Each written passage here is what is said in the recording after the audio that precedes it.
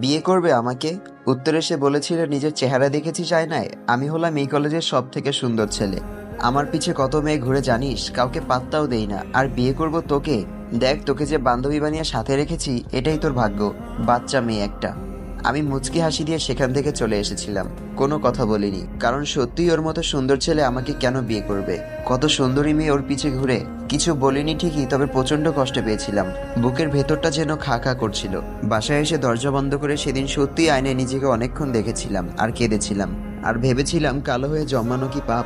আমি এমনিতে তেমন সাজগোজ করতাম না, পার্লারে যাইনি কখনো। বাবা বলে আমার চেহারা নাকি খুব মায়াবী। এই কথাটা যখন শুনি তখন আমার ভীষণ হাসি পায়। যে ছেলেটাকে বিয়ের কথা বলেছিলাম সে আমার থেকে বেশ বড়। সে যখন অনার্স তৃতীয় বর্ষে, আমি তখন কেবল ইন্টার প্রথম বর্ষের ছাত্রী। আমার বোনের ক্লাসমেট ছিল সে। প্রায় বাসায় আসতো, কথা বলতে বলতে একটা সময় বন্ধুত্ব হয়ে যায়। ওর নাম রাফিন। খুব ভালো লাগতো ওকে আমার। ভালোবেসে ফেলেছিলাম ওকে আমি প্রচন্ড। যদিও এর আগে কখনো বলিনি ওকে আমি। এখন মনে হচ্ছে না বলাটাই বোধহয় ভালো ছিল। আপুরা সবাই ঘুরতে গেছিল, তাই আমাকেও নিয়ে গেছিল। একসময় রাফিন দেখি একা দাঁড়িয়ে আছে। তখনই আমি কথাগুলো বলেছিলাম রাফিনকে। এতটা অপমানিত হতে হবে ভাবিনি। রাফিন আমার বোনের খুব ভালো বন্ধু, তাই ভয় লাগছিল রাফিন আপুকে বলে না দেয়। রাফিনকে আমি আগে ভাইয়া বলে রাখতাম। তারপরও একদিন বলল, আমরা যেহেতু ফ্রেন্ড তাই নাম ধরে রাখতে সমস্যা নেই। আমি খুব খুশি হয়েছিলাম ওই দিন, যেদিন ও আমাকে তুমি বলার পারমিশন দিয়েছিল। মনে মনে ভেবেছিলাম ও হয়তো আমাকে পছন্দ করে। আসলে ও অনেক বড়লোক ফ্যামিলির ছেলে, তাই ভয়ে কখনো কিছু বলতাম না। আমার মতো কালো মেয়েকে ভালোবাসবেও। এরপর থেকে রাফিন কখনো আমাদের বাসায় আসলে আমি ওর সামনে যেতাম না, আড়াল থেকে দেখতাম ওকে। ও খুব হাসতো। ওর ওই হাসির জন্যই আমি ওর প্রেমে পড়েছিলাম। হঠাৎ একদিন আপু বলল রাফিন নাকি বিদেশ চলে যাবে পড়ালেখার জন্য। শুনে ভীষণ কষ্ট লাগছিল। এতদিন যাও একটু দেখতে পাচ্ছিলাম, তা হয়তো আর হবে না। বুকের ভেতরটা ফাঁকা ফাঁকা লাগছিল। খুব কান্না পাচ্ছিল। যে মানুষটা আমাকে এত অপমান করলো তার জন্য কেন যে এত খারাপ লাগছে বুঝি না। পরের দিন কলেজে যাব তাই রেডি হচ্ছি, ঠিক তখন কলিং বেল বেজে উঠলো। আসছি বলে দরজা খুলতে গেলাম। দরজা খুলে আমি তো একদম অবাক। রাফিন আমার সামনে দাঁড়িয়ে আছে। ওকে দেখে চলে যাব, ঠিক তখনই রাফিন আমার হাতটা টেনে ধরলো। হাত ধরলেন কেন? ছাড়ুন, আমি আপুকে ডেকে দিচ্ছি। রাফিন বলল, আপনি কেন বলছিস? আজকাল তোকে যে দেখাই যায় না। ওই দিন যে কথাগুলো বলেছিলাম তার জন্য কি এখনো রেগে আছিস নাকি? দেখ, তুই আমার ছোট, তার থেকে বড় কথা আমার সাথে তোর যায় না। আমি যদি তোর মতো একটা মেয়েকে বিয়ে করি তো লোকে কি বলবে বল? আমার ফ্যামিলির সম্পর্কে কোনো ধারণা আছে তোর? আমি একটা কালো মেয়েকে বিয়ে করেছি, সবাই শুনলে হাসাহাসি করবে।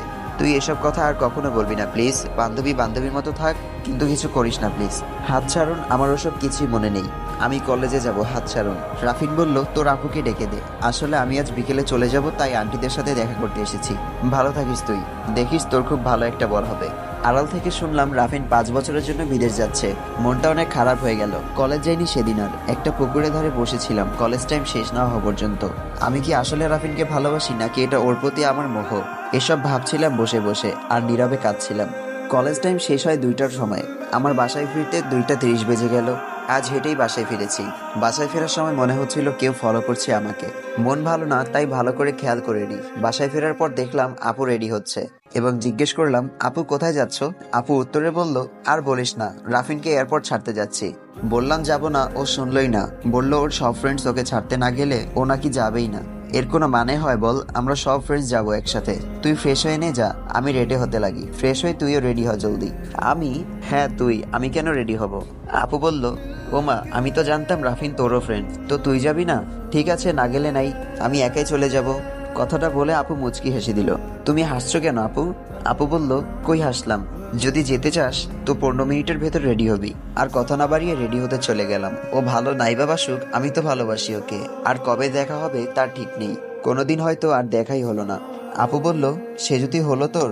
সে যদি বলল, আমি আসছি আপু। আপু বলল, কিরে, বললি যাবি না, এখন দেখছি সেজেই যাচ্ছিস।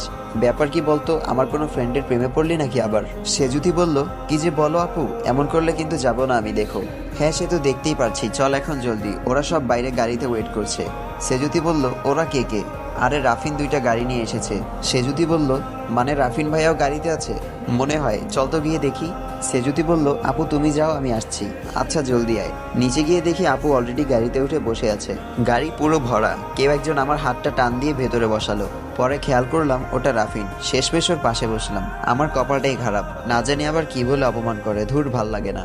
রাফিন বলল, কি রে সেজুতি, এত সেজেছিস যে বিয়ে বাড়ি যাচ্ছিস নাকি? এই বলে হেসে দিল। আসলে এই লোকটা সবসময় আমাকে অপমান করার জন্য রেডি হয়ে থাকে। সে যদি বলল, আপু আমি যাব না, গাড়ি থামাও। আপু বলল, আরে তোর কি মাথা খারাপ নাকি, এখন গাড়ি কিভাবে থামাবো, তাহলে রাফিনে দেরি হয়ে যাবে, চুপ করে বসে থাক তুই। সে যদি বলল, তাহলে আমি পেছনে বসবো, তুমি এখানে বসো। আপু বলল, আরে চুপ করে বসতো, আর অল্প একটু পথ, চলে আসছি প্রায়। তাকিয়ে দেখি রাফিন মুচকি হাসছে। ব্যাপারটা কিছুই বুঝলাম না। আমরা এয়ারপোর্ট পৌঁছে গেলাম, সবাই এক এক করে নেমে গেল। আমি আর রাফিন পাশাপাশি, সবাই নেমে এক সাইডে দাঁড়ালো। আমি যেই উঠতে যাব, ওড়নাটায় টান লেগে রাফিনের কোলের উপর পড়ে গেলাম। রাফিন সাথে সাথে আমাকে উঠিয়ে দিয়ে বকা দিতে লাগলো, দেখে উঠতে পারিস না, কানা নাকি তুই। সেজুতি বলল, আমার ওড়না আপনার পায়ের নিচে আটকে আছে। ও সরি, আমি আসলে। সেজুতি বলল, থাক হয়েছে, ওড়নাটা ছাড়ুন। আমার খুব খারাপ লাগছিল। এই লোকটা আগে তো এমন ছিল না। যেদিন থেকে ওনাকে প্রপোজ করেছি সেদিন থেকে সবসময় যেন আমাকে অপমান করার জন্য বাহানা খুঁজে। দাম বেড়ে গেছে মনে হয়। রাফিন চলে গেল, মনে হচ্ছে বুকের ভেতরটা ফাঁকা ফাঁকা লাগছে। যে মানুষটা আমাকে দেখতেই পারে না তার জন্য কেন এত হাহাকার বুকের ভেতর, মনে হয় এটাই ভালোবাসা। আমি আর আপু বাড়িতে ফিরে এলাম। রাতে আপুর সাথে ঘুমাই আমি। ভেবেছিলাম আজ রাতে চুরি করে রাফিনের ফোন নাম্বার নিব আপুর ফোন থেকে। পরে ভাবলাম না থাক, ফোন দিলে হয়তো আবার অপমান করবে। তার চেয়ে বরং আমি একাই ভালোবাসবো তাকে। ভালোবাসলেই যে পেতে হবে তার তো কোনো মানে নেই। রাফিনের দেওয়া অনেক উপহার আছে আমার কাছে।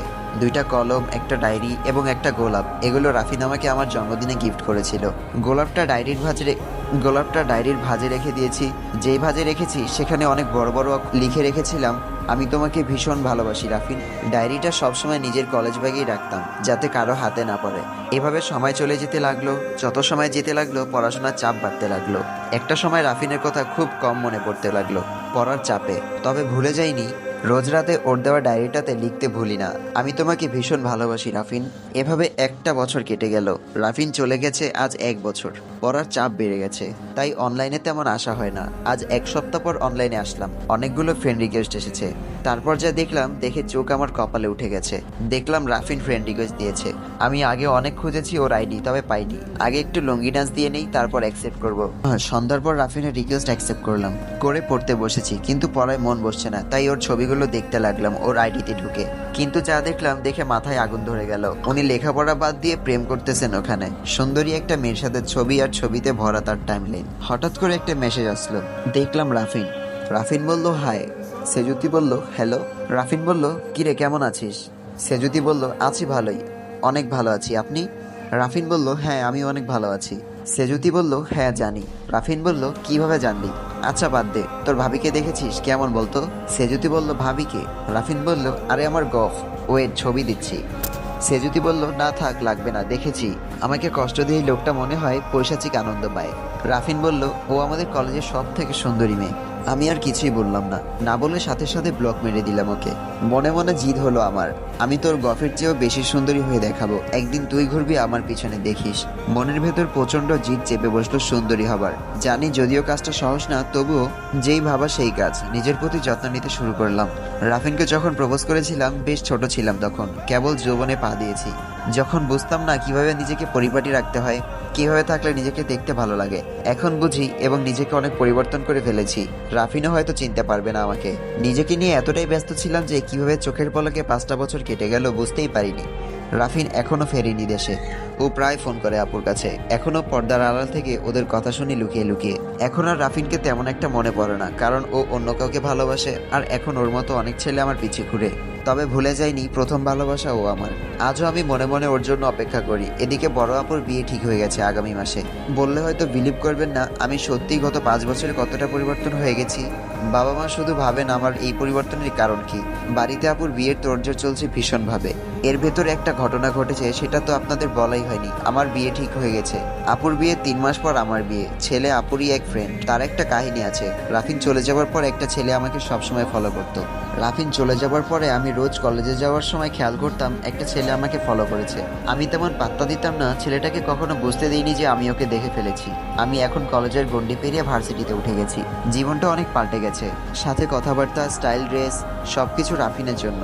তবে সেই ছেলেটা এখন ফলো করে আমাকে, তবে আগের মতো রোজ না, মাঝে মাঝে। সব থেকে অবাক হয়েছিলাম সেদিন, যেদিন ওই ছেলেটা আমাদের বাসায় এসেছিল। সেদিন আমি ভার্সিটি থেকে বাসায় ফেরার সময় ওই ছেলেটাকে দেখিনি, মনে মনে খুব খুশি হয়েছিলাম। আমি বাসায় ফিরে ফ্রেশ হয়ে খাওয়া দাওয়া শেষ করে টিভি দেখছি, ঠিক সেই সময় কলিং বেল বেজে উঠলো। বাসা ভর্তি মানুষ, সবাই বিজি আপুকে নিয়ে, কারণ আর মাত্র 2 দিন পরেই আপুর এনগেজমেন্ট। তাই দরজাটা আমাকেই খুলতে হবে। আমি দরজা খুলতে গেলাম, দরজা খুলে তো আমি পুরোই অবাক। আমাকে যে ছেলেটা ফলো করে সেই ছেলেটা আমার বাসায় পৌঁছে গেছে, কত বড় বেহায়া, তাও আবার সাথে এক গাদা ব্যাগপত্র গুছিয়ে নিয়ে। এ কি, আপনি এখানে? ফলো করতে করতে ঠিক বাসা পর্যন্ত চলে এসেছেন না? এই আপনাদের মতো বখাটেদের না খুব ভালো করে চেনা আছে। বের হন বলছি এখনই, না হলে মাইট দিয়ে হাত পা ভেঙে ফেলবো একদম। আমি ছেলেটাকে এসব কথা বলছি তখনই ভেতর থেকে আপু এসে আমাকে ছড়িয়ে বলতে লাগলো,